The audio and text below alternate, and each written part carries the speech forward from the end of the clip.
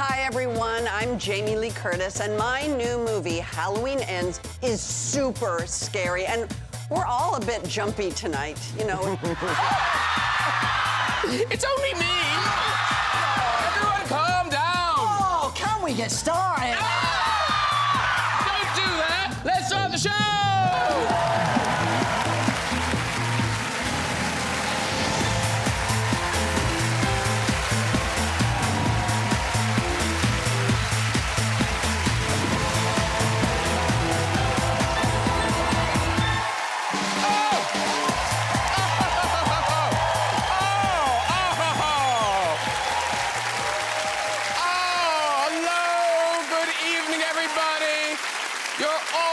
Welcome to the show. I'm back, you're back. It's so special. Now, the thing is, I haven't been reading the papers. Did anything exciting happen while I was away? Anything at all? I mean, I know we do have a new Prime Minister, Liz Truss. Oh, there she is, Liz. And that's, of course, her in casual attire. Here she is in her work clothes.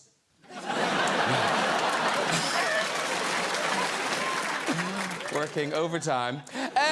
Critics have accused Liz Truss of gambling with the country's finances. Mind you, if she likes a bet, she should stick a tenner on Keir Starmer becoming Prime Minister. Yeah. Yeah. There's Keir at the party conference this week unveiling his plan to get into Downing Street. Yeah, and it went down very well, especially with his wife, Victoria. Hello. Wonder what he's saying to her. I'm gonna do to you what Liz Truss did to the economy. Hey, let's get some guests on! Later with a music and chat from pop superstar Robbie Williams.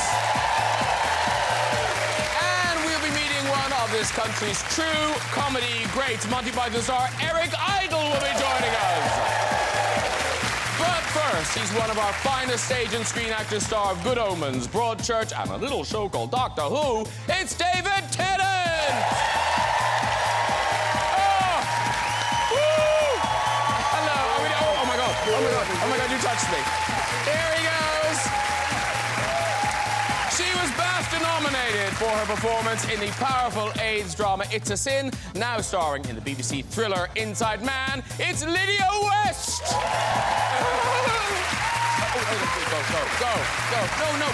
Go. And she's a Hollywood icon, the star of films like Trading Places, A Fish Called Wanda, True Lies, and Knives Out. Now returning for the last time to her most famous role in Halloween Ends, it's Jamie Lee Curtis!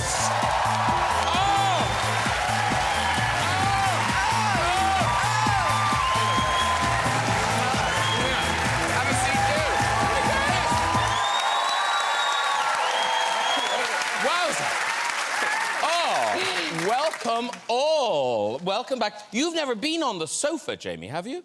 Oh, no, you have. You've only been on the sofa. Dude, so many times. I can't even stop counting how many times I've been on the sofa. Well, trousers are quite noisy.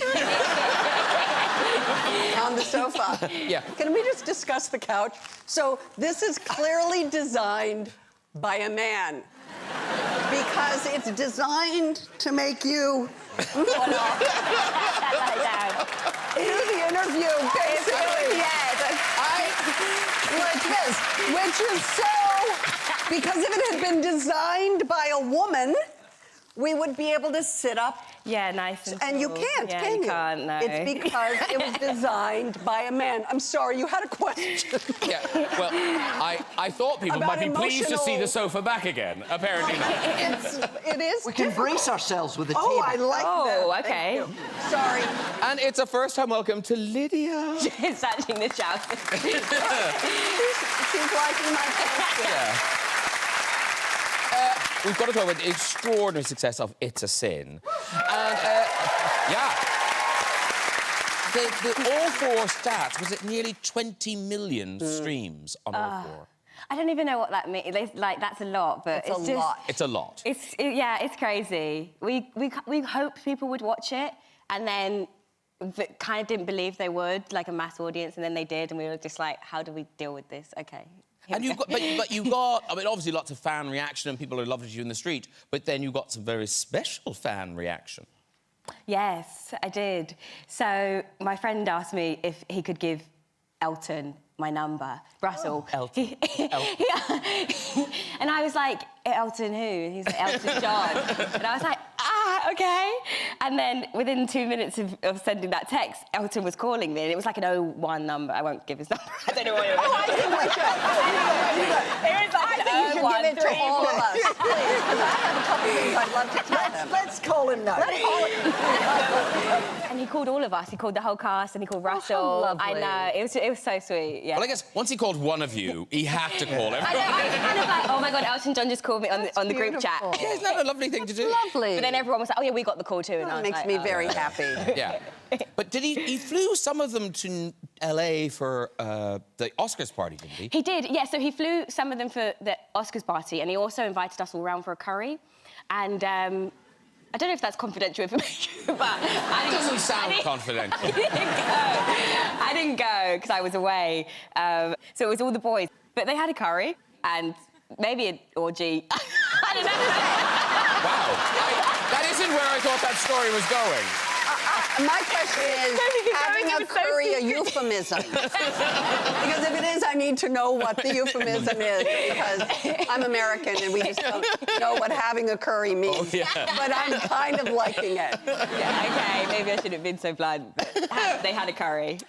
Very quickly, Wow. David Tennant, you've brought us photographic evidence of Ooh. a very special thing that's happening in your life. Is it this week or was this last week? We're a couple of weeks into it now. OK, so what are we looking at here? We are looking... David. Well, the one on the left is the one that, oh, you go, oh, lovely, fluffy, lovely puppy. And then Myrtle on the right. Look how pleased she is to have a new puppy. Myrtle looks like she's just killed that. Yeah, It's apologising. we've ruined her life. We have ruined her life. You're 2 weeks in, not loving it. She is furious. Because, and of course, Bernard doesn't read This the room. is Bernard. This is Bernard, that little sort of fluffy kind of hand towel, yes. He doesn't read the room, so he's just keeps bouncing up, and she gets angrier and angrier and batters him away. It's carnage. Is that your in our backyard? house. Yeah. That's what I thought it was Nice. a park. No, do you know what I thought? Do you know what? I saw this and I thought, oh, Jamie Lee Curtis, she lives in America. She's used to gardens like this. I thought the audience would be like, oh, my God, where does he live? It's like Buckingham Palace. It's a forced perspective. I wouldn't worry about it. But use the estate agent lens. Yeah, exactly. Yeah. Wow. It's very nice, though, Beautiful. isn't it? Yeah. All right, look, let's get on and talk about our big film tonight. This is Jamie Lee Curtis in Halloween Ends. You We're know- showing the movie? Yes, we are. Yeah. We got permission. Oh, shut up. You did not. Well, I didn't know you said our big film. I thought, what the... There's a screen. I thought, There's a what the screen fuck coming is down in front of you. happening? I'm like, We're handing out popcorn. I was like, honestly, sorry. British television's very different. Yes. I'm from America. No, let me reassure you. It opens on the 14th of October in cinemas. And Laurie Strode is taking on Michael Myers for the final time. Let's take a look.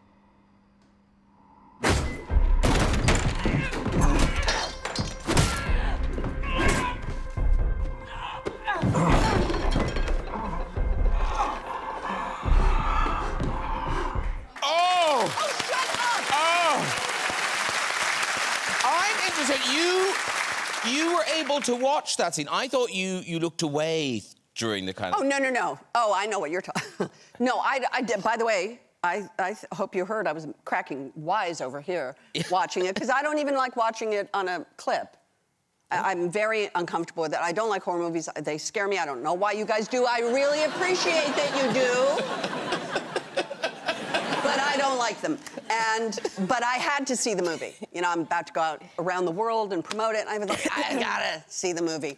So they screened it for me by myself in a theater, but I watched it in an empty theater, but I had the volume control. So I was groovy. All the talking, great. The minute the music comes up and the thing, I'm turning it down to 0, and I turn away. But, swear to God, they insisted on having a guard in the room so that I wouldn't pirate my own. And I'm telling you, I was like, wait, what? And the guy's sitting in the back. So my entire movie, I turned the volume down, I'd turn my head like this and go like this, but I got to listen to him. And he'd be like this, oh no, oh no, oh. You know what I mean? Yeah. It was like, really? I'm gonna pirate my own movie. Yeah. But Sell it to China. I'm not great. I did look away. But when I watched it. Lydia and David, can you watch? You can, can't you, Lydia?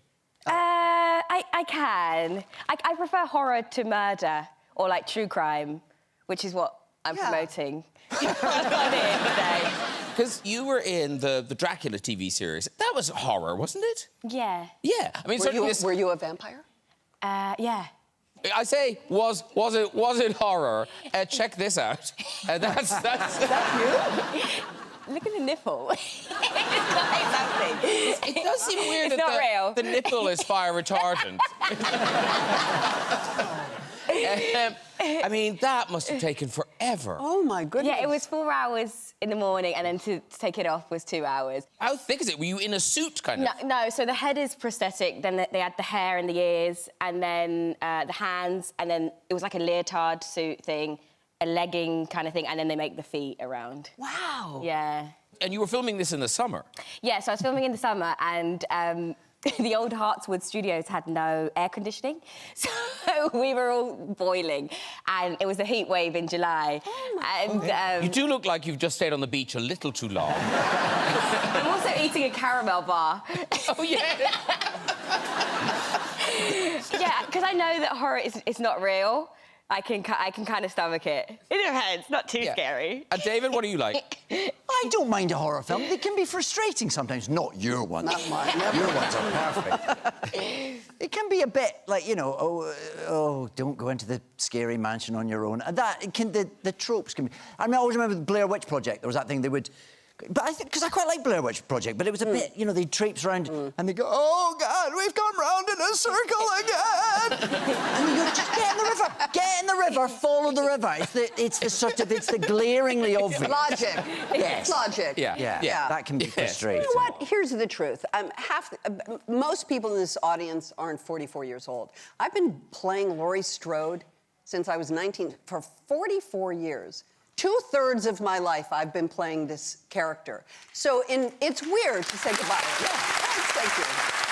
But it's weird. I feel like I've sat here and you told me it was over before, though. Is it really over? Yeah, I think it's pretty over. I mean, this is the final inevitable conclusion, the final inevitable meeting between good and evil. There is a collision and something happens. And as somebody already named a movie, which I think we should steal, There Will Be Blood. You know, there will be blood. Oh, and there is. Because that's the end of Halloween. But I must mention, I don't know if you've seen this film. If you haven't, you should. Everything, Everywhere, All at Once. So good. Have you guys seen this? Oh, it's so good. Oh, it's so incredibly good. And it's so unexpectedly good. But it's also so unexpected. Like, everything is unexpected, yes. If anybody asks you about it, like, how do you try to describe this film? I don't. Okay. I don't. It is a multiverse movie about an Asian family led by Michelle Yeoh, who goes to the IRS, who's in IRS, Internal Revenue tax trouble. Yep. I am the tax auditor, Deirdre Beardra. Her nemesis, the villain of the piece. And it's just a weird multiverse movie, but at the center of it is love, kindness, family, unity, in the middle of the craziest movie you've ever seen in your lives. If you haven't seen it, this is Jamie as Deirdre. There she is in her cubicle. Her name is Deirdre Beardra. And it was such a delight for me. I love the detailing that the cat is perfect. Well, also, I don't know if you can see the Auditor of the Month trophies she's won. Also, she's wearing a wrist brace and a watch, which I thought was a very clever take. And she goes from being a villain and a sort of nemesis to an actual world where Michelle Yeoh and I live together in a hot dog universe where we both have hot dog hands. And we do a mating dance, and then we break up, and it's at the same time you're looking at me like, okay, this woman is twisted. I'm telling you, it's one of the most moving parts of the movie is this love story between me and Michelle Yeoh. If we have whet your appetite, it is available to stream now. And I mean, they're talking Oscars for this film, aren't they? I mean, there is Oscar buzz around this film. There is. And you know, let me just say this. It's that weird race. It's a race. They call it the Oscar race. Yeah. It's just a bizarre world. And yet, you can imagine, for me, I'm a 64-year-old woman who's been in horror movies, to be in that movie and have that be the movie that people are talking about it at that level, it's so beautiful and moving that that's the movie? Deirdre Beardra for Best Supporting fucking Actress? Are you kidding me? And if you don't take the shot, you're not even in the game. For me, it's just let's go. I'm all in. I'm just like, let's go get it. Well, good luck with that. And once again, Halloween Ends will be opening on the 14th of October. Jamie Lee Curtis, everybody. Leaving? Hey, stay. Yeah. You say you're so comfortable. No, I'm not. This couch, I'm telling you, I swear to you people, I'm going to take off my shoes. Yeah, take them off. You know why? Because now watch. Oh, so much better. Oh, there you go. Oh, so much better. I want to get you a pillow. I'm telling you, not a good couch. Now, Lydia West, your latest work is the new BBC drama thriller. It's called Inside Man. It continues Mondays at 9 on BBC One. You can catch the first 2 episodes on iPlayer. So this comes from the fertile mind of Stephen Moffat. Great cast. There's Dolly Wells, Sandy Tucci, yourself, and actually David Tennant is also in it. Yes. So, Lydia, you play an investigative journalist. How do you fit into this twisty-turny story? So, I'm kind of... well... Come on, Lydia. Come on, Lydia. OK, well, at the moment, I'm being used by Grief, who is played by Stanley, and he did study criminology, and now he's... on death row for killing his wife. And firstly, I wanted to write a piece on him, and then I came to him with a case, because he solves murder cases from prison. And my friend, Janice, played by Dolly Wells, has gone missing, and David Tennant's character... Hi. What's your name again? Are you a priest? I'm David. Nice to meet you. Nice to meet you. Harry. Sorry. Yeah. And well remembered. Harry may be responsible for Janice's disappearance. All right. Yeah. And it is a great... I mean, that conceit of having a man on death row who's a criminal mastermind solving crimes, it's a great idea. Yeah. Yeah. It's such a great idea. And it's also... It's weird because it tells the perspective of kind of the victim's perspective on how they can entice someone to murder. And that's what Janice does with Harry. And it's like a thriller but twisted on its head, and the whole idea is that everyone's a murderer, you just need to meet the right person. I mean, that's such a great line. I love that line. Yeah. Everyone's a murderer, but you just haven't read the right person yet. Yeah. It's kind of true. Yeah, it's good, isn't it? Fabulous. Yeah. I tell you what, we've got an exclusive clip. This is from episode 3, coming this Monday, and this is you discussing the case with Stanley Tucci's character. She clearly has minimal social contact. I mean, she's currently resisting the approaches of a personable young woman who's taking a flattering interest in her. Basically, Janice doesn't make friends. See the problem? Well, no. How can there be anyone who hates her enough to harm her if she doesn't have friends? You have a very strange view of friendship. So does Janice.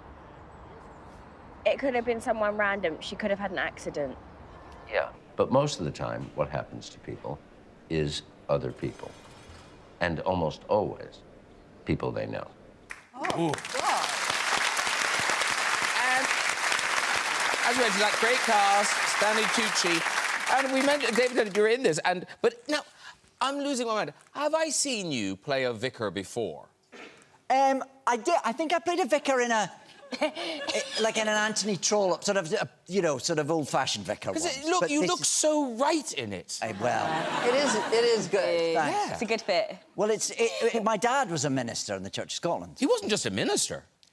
He wasn't just a minister. He was the Church of Scotland. No, he was the moderator of the Church of Scotland for a time as well, yeah. He was pretty high up. And now, is it true, the thing that you and your father, into adulthood, never swore in front of him? No! Never! I never swore in front of him, and I never heard him... He was a man of the cloth. He was a clergyman, for goodness sake. Except... I never heard him swear. And I suppose he heard me swear in things, you know, but that was always the script, so that was fine. So no, I would never swear in front of my dad, never. And I don't think a swear word ever passed his lips until he came down to stay with me in London once to go and see Billy Connolly. Billy Connolly we grew up loving Billy Connolly. Yeah. And we'd have the cassettes of Billy Connolly in the car, and my dad was a big Billy Connolly fan, so he came down to London to see Billy Connolly. And then he came back and started doing bits of the act. And it was just all very, that's very funny. But then, I guess because it was the script, suddenly he's standing in my living room at midnight going...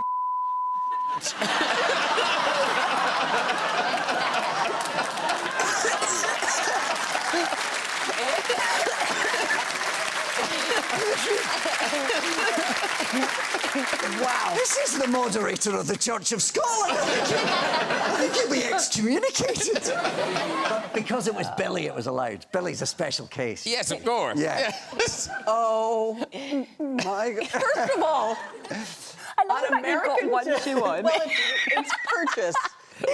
I'm on a couch. You know how you have to get purchase sometimes? Anyway, on American television, you can't say that word. On British television, you can't say that word. But you just did. Well, we're not live.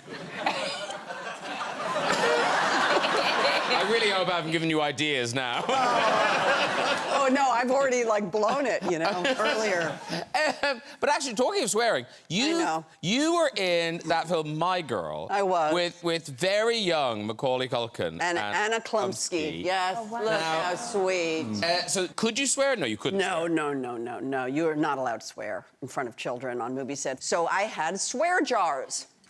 You know, swear jars. If you said the S word, you had to put in $1. If you said the F word, you had to put in $2. And, you know, the whole crew participated because we had kids on the set. Here you two are, young kids. Sure. And, you know, of course, once in a blue moon, we'd all be like a bank, and then we'd be like, put money in the swear jar. And, you know, it all went fine. We all got very tired of it, but they were cute and nice kids. And the last shot of the movie was the scene where they run down the dock and then jump into the lake. And I remember we had, like, safety people in the lake and stunt people and, you know, and the whole thing and cranes and thing. I mean, I'm telling you, they jump off a dock into water like 2 feet deep.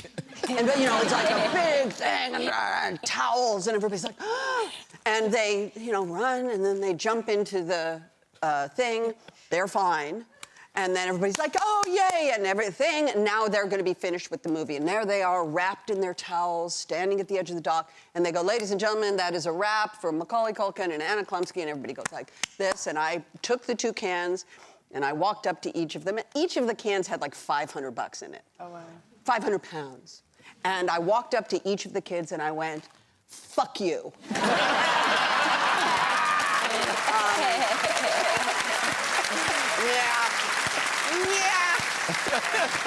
Not proud of it, but, you know, don't invite me over.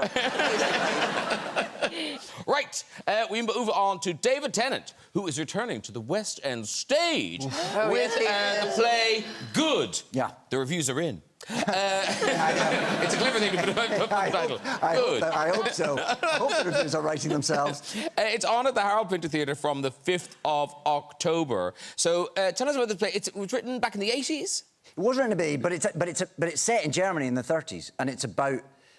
It's interesting we're talking about my dad because it's about.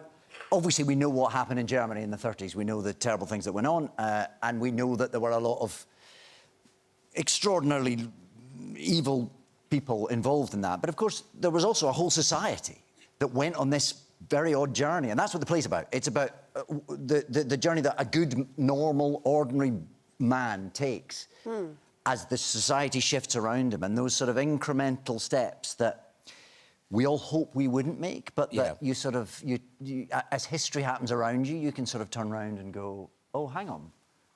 Where do we live now? What's happened? And it's a really interesting play because it makes you think, would I know to go enough and no further if the confirmation bias all around you was going, no, this is fine, this is what we do. And the person you're playing, is it a historical figure or a fictional He's not. There are historical figures in it that he sort of comes into brief contact with. But it's that... And I'm talking about my dad, I'm thinking about him a lot lately because when I think of who's the sort of goodest man that I can think of, it's him. And you sort of try and think, well, how would any of us be as the world shifts around us? How would that... Could we cope? Could we stand up? Because it's happening all around us. You know, we're in denial about all sorts of things in the world. You know, there's a big climate emergency going on, and we all kind of know about it, but we all still sort of plod along. At what point do we all go, hang on, maybe this has gone too far? And obviously, what happened in Germany in the 30s was a very extreme example of that. So it's a brilliant, really interesting, quite challenging, but also fantastic bit of writing. So, yeah. Wow. And actually, it's funny, Joe, because I think Halloween Ends asks some interesting questions about where evil comes from and how does it hook onto people. Yeah. Ultimately, it is a question that we pose, which is really, is Michael Myers the monster or are we the monster? Because what we do to victims, what we do to people is as bad. Just go on the internet today. I mean, try Twitter. You know, we think we're sort of, that it's somehow benign, and it's not. And really, David, to your point, and it was so moving because you were moved by talking about your dad. And I got moved just sitting here thinking about it because we're seeing it everywhere. It happened in Italy this week. You know, as you said, we think it's not happening and we're all just kind of grooving along here. But the climate crisis and what's happening in Italy, it's happening again in our time. And we have to pay attention to it. And the play makes me want to stay. I'm going to go on the world tour and finish my promotion, but it makes me want to come and come back before you go. It's really important what you're talking about. It's very, very, very important. It's very important that you're doing that play right now because it's happening around us all the time. And actually, how long is it on for? It's on till Christmas Eve. Yeah. Oh, OK. You could come back. Yeah. And also, we should say, because I think, you know, often people think, oh, theatre, that's very expensive, You're making a real effort to make this affordable. There's a whole range of tickets available, but there are tickets from £20 for everyone, and we're also we're releasing a bunch of tickets for key workers, because this show was meant to go on twice in the pandemic, and it didn't happen, obviously. You know, theatres had to close, and that was the right thing to do at the time, but for all the people that helped us through that, for all the people that kept going. So there's a bunch of £10 seats, good seats as well, available for key workers. So if you qualified, please, we'd love to. We'd love to. Yeah, well done, you. Love that. Beautiful. OK, it's time to meet my next guest. As a member of the Monty Python team and a creator of the hit musical Spamalot, this man is one of our great comedy legends. Yes, he is. Recently, he went public about a devastating health scare, which he's here to talk about tonight. It is quite the story. Please welcome Eric Idle. Oh! Come in. Lovely. Thank you so much for doing this. Thank you very much. You know each other. Yes. Eric, Lydia, Eric, David, have a seat. Yes, Watch the couch. It's tough. Ooh. No, it's fine for men. You know everyone, Eric. I don't know everybody, but we were on a talk show, David and I, vaguely. I forget who it was. Oh, I do. We crossed paths somewhere. Yeah. Jamie, I know. Of course. Yes. All right. Listen, you're here to tell us this. As I say, it is an extraordinary story, and it's a very frightening story. So before we get into it, I think we should just reassure people you are well. Yes, I am very well, yes. OK, so it's the show is dedicated to Erica. So in order to tell the story, do you go back to 2019 or do you go back later? I go earlier. OK. It starts at about 2009, and I'm writing a play. It's after Spamalot, and I'm writing a play. And I think it's a really great idea for a play. It's going to go really well on Broadway. It's called Death the Musical. Try and sell that one, So anyway, to me, I like it because I'm writing a play about a guy who's writing a play called Death the Musical, and he finds out he's dying. So I like irony. Yeah. That's my premise. So I'm writing away. I need some, I need some medical background. So I go to see my doctor, and he says, come to the Dodgers game. So we're sitting at the Dodgers game, and I say, what is the fastest way to get rid of a character? And he said, it's very simple, pancreatic cancer. You've got about 3 weeks, if you're lucky, and it's inevitable, So I said, great, that's perfect. I'll start writing away. And then 10 years later, he's still my doctor, and I'm going for a routine checkup, and I'm having a blood test and MRI, and he said, put a little bit of iodine in there.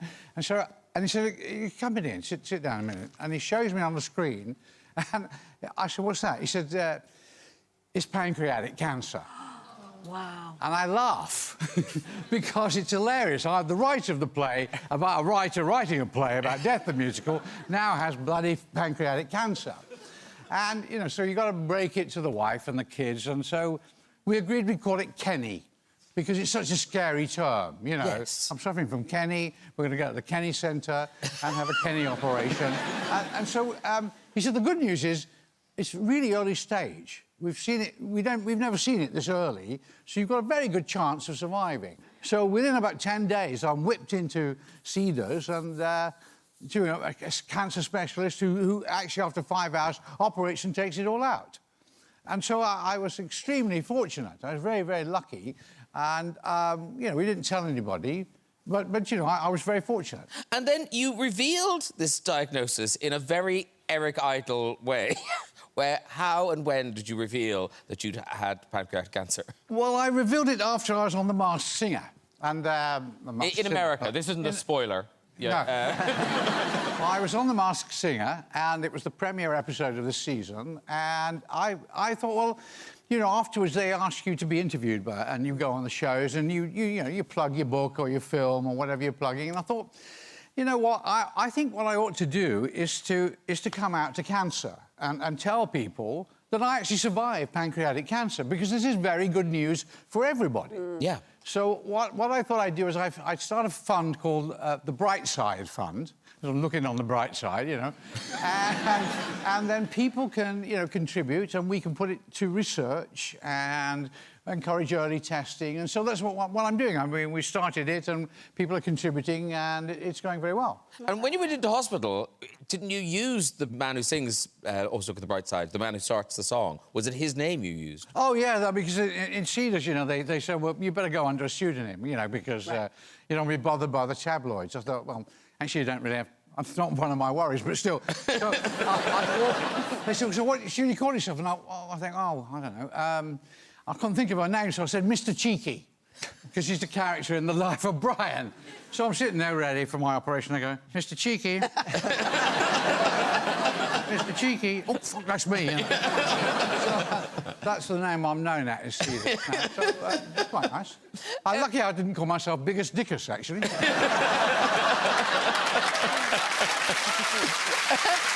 So, you're on The Masked Singer. You are dressed as a hedgehog. We've got a picture of the hedgehog. I mean... Yeah, that's me, yes. Yes. It doesn't seem like in a minute he's going to tell us he survived cancer. But I survived being run over by a car, maybe. Yeah. But you sang a Beatles song. I did. I sang Love Me Do. So I like that song. And It's never easy to get a Beatles song, and a friend of mine said, well, why don't you ask Paul? Because he wrote it when he was 16, and it's not a Beatle copyright, it's Paul's copyright. So I wrote him a letter, and I said, can I use your song? And he said, all right, yes, of course you can use my song, but please tell me when the show airs so I can be sure to miss it.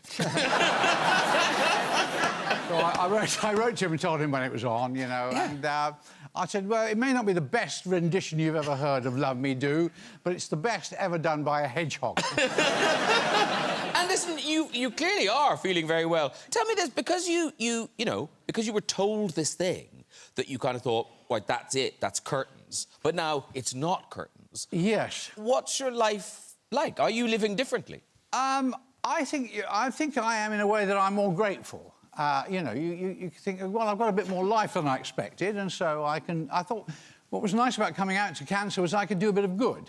So I made an alliance with Stand Up to Cancer, which is a charity, and they've been helping me, and the Bright Side Fund has helped me, and so yeah, I mean, I'm grateful to be alive. Yeah, well, listen, I hope it helps other people, and we are so grateful you're alive. Thank you so much for being here and sharing your story. Good luck with everything. Eric Idle, everybody! It's an amazing story. I'm so happy for you. OK, it is time for music. This British pop superstar has 18 Brit Awards to his name and is now celebrating 25 years as a solo artist. Here performing Lost, it is Robbie Williams.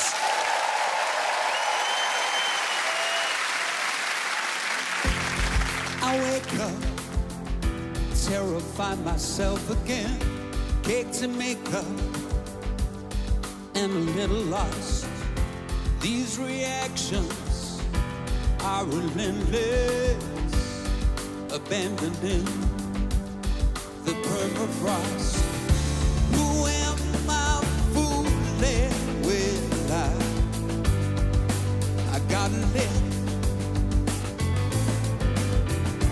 I disappoint them only to exist.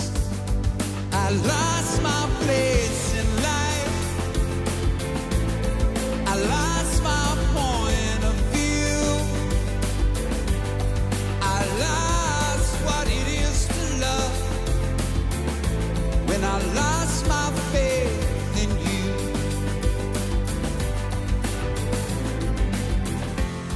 I walk out of my masterpiece to the nothingness greeting me. Everything smells like sympathy. Who am I fooling with? I got lit. Much too exhausted only to resist. I lost my place in life. I lost my point of view.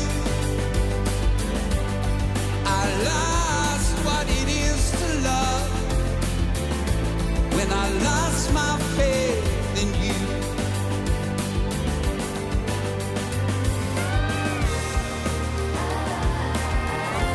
All my friends say, don't give up yet. Might still get there, but I don't think so.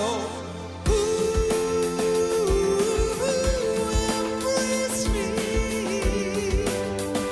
I tried, I lost my place in life. I lost my point of view. I lost what it is to love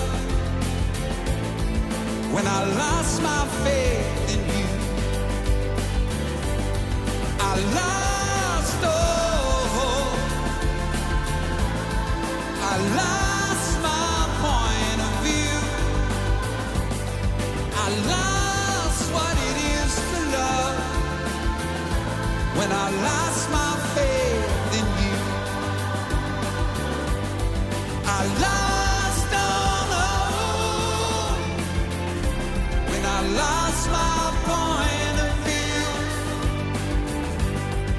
I lost what it is to love,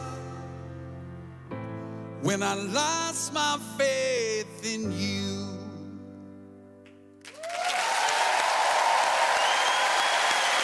Wowza! Robbie Williams, everybody! Great job. Come on over, sir, do. Now, which way is it going? That way, that way, that way, that way. Oh, I don't know. Oh, it was this way. It was this way. I'm so sorry. Hello, sir. Nice to see you. Have a seat, dude. Jamie, Eric. Hello. Oh, dear. Hello. Very nice Hello, to see you. hello. What a pleasure. Lovely to see you. Thank you so much for that. Pleasure. Yeah. Yeah. Loving it. Are you well? Yeah, I've just got back from Australia and I haven't been to sleep since 5 o'clock yesterday. Wow. Yeah, so this is really interesting. Well, we won't keep you. We should say that is the new track, but it's from the album Robbie Williams 25, which is Greatest Hits. But Greatest hits, yeah. The greatest hit. no, oh, no. Yeah. Angels 25 times. Yeah. Am I right? You've re-recorded them. I've re-recorded them with an orchestra. Yeah. Oh, beautiful. Oh, yeah. Gorgeous, gorgeous. And why just... I guess there wasn't room for any more new tracks on this album because you've got so many hits. That's right, loads of them. An abundance of hits. Yeah, well, and also, here is the thing. So, by the way, can we just say... You and the nuddy. Yeah, that's me, yeah. Look at that. I know. Yeah. How much photoshopping did you... Not much. Well, I yo-yo with my weight, and I just want, like, there to be evidence in the future that at some point I did look like that. But you must get match fit if you know a nude photo shoot's coming up. Well, I was kind of match fit at that point. So you said, quick, take a picture. Yeah, it's weird. Yeah. It's weird, though, because it wasn't my idea. I'd like to say that was my idea, but then I go, oh, yeah, that'd be quite cool, doing Rodin the Thinker. Yeah. And then what you actually don't take into consideration is you're going to be in a room naked with 30 strangers in front of you, all just like going... Oh, I do it all the time. All the time. Yeah. Well, talking of looking back, I just want to mention this, because Eric mentioned it just as you were starting to sing, that this studio is special to you. Yes, in this very studio, we filmed Monty Python. We shot Monty Python. And, Wow. 15 years ago. Yeah. This is hallowed ground. Because of what's happened to you, do you see those circles and patterns in your life a lot now? You look back a lot. When, you know, if you can remember anything, you tend to look back, yes. Yeah. No, but we had a lot of fun in here. I mean, we made some funny things happen, and we had a live audience, and we had about an hour to record the entire show. So we'd run in and out and be changing. So I've got some very good memories. In an hour, you made classics, and it took us so long to make this. Wow. And here's the thing. In Britain, previously, the record for the highest amount of #1 albums by a solo artist was held by Elvis Presley. So you can imagine about how many years he's held that record for. But no more. It is now Robbie Williams. You know, like that's one of those things. You can't shrug that off. That is an amazing statistic. Yeah, but he won't stay dead. He just keeps coming back for more. Yeah, no, it's absolutely incredible. It all feels like a glitch in the Matrix. It really does. You know, it's like, yeah, it's one of those things where you go, well, I'm really pleased that it's happened to me, but I'm flabbergasted that it has, and these nice things keep happening to me. And it's, yeah, it's too much to take into consideration and go, yeah, that's me. I did that. I beat the Elvis. That's what I was thinking in Stoke when I was 15. Yeah. One day I'll beat the Elvis. Yeah, no, that's not what I was thinking. But you did beat the Elvis, and I love, you know, that here you are, this huge star, but then you do spend time in LA, and I mean, am I right thinking you're less well known in LA? Not known at all in LA. Yeah. I went to Craig's the other night. You know, Craig's. Well, yeah. Did they take your picture? Well, no, that was the thing. I get out of the car, and there's like 10 paparazzi, And I'm like, And I open the door, and they all go, all of them, and it's like, and then it's really sad because, like, I'm in the car annoyed that there's bloody paparazzi there, and now I'm annoyed that they're not taking my picture. but then, right towards the end of me going in the door, one of them goes, "Ronnie?" And they all start going, "Ronnie, Ronnie, Ronnie." Yeah, Ronnie. Now, lots to look forward to because Robbie is on tour. It all kicks off the 9th of October at London's O2. Oh, wow. And you're touring around Britain, and then you head to the rest of the world, I guess. Yes, I do. Apart from North America, where I'm Ronnie. Would be in LA? I can. I'll do a gig for you. If Okay, you want. excellent. Yeah. Well, Hollywood, done. Hollywood Okay, Bowl, yeah. just for you. She'll make you some curry. Good luck with the tour. Well pulled back, darling. And good luck with the album. It's been get some sleep. Get some sleep, Robbie Williams. Robbie Williams, everybody!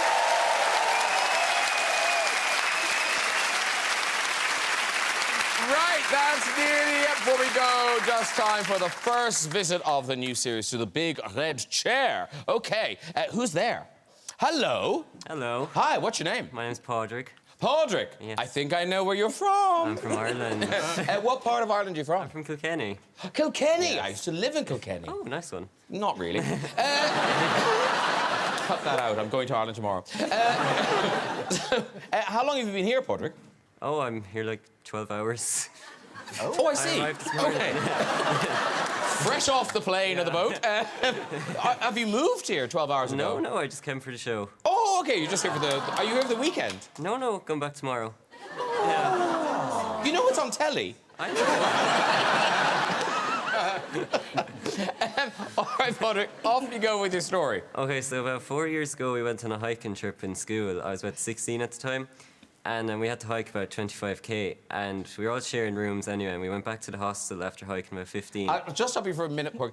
Jamie Lee Curtis is looking at you like you're ringing a bell. I heard it's all good. It's all good. Keep going. Okay. So you're on your 25k hike. Yeah, and we were told at 6 p.m. after dinner that we had to meet at the reception, and the teachers and everyone would go on the hike. And anyway, I was sharing a room with Kevin, and Kevin was having these pains in his chest, and he kept like holding his chest and breathing in and out really heavily. And we all thought Kevin was faking it to get out of the hike. And like I was kind of like, yeah, it's a good point. I'd play that card, but whatever. And anyway, we just left Kevin and went down to reception. And about 50 minutes later, an ambulance pulls up outside.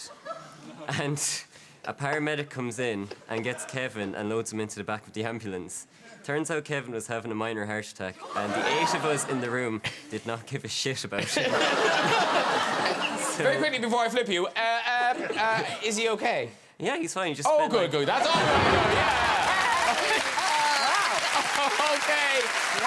That really is all we've got time for.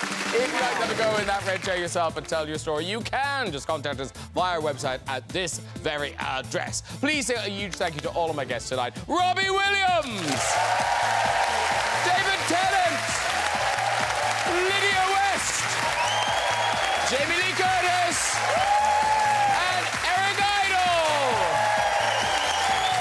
Join me next week with Eurovision star Sam Ryder, rapper and TV personality Big Zoo, Hollywood actor Lashana Lynch, Oscar-nominated Leslie Manville, and Downton and Paddington star Hugh Bonneville. I'll see you then. Good night, everybody. Bye-bye.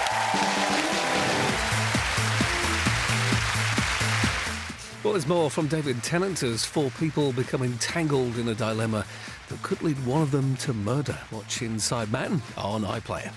Well, next, Graham's back, and there's exciting news on RuPaul's Drag Race UK.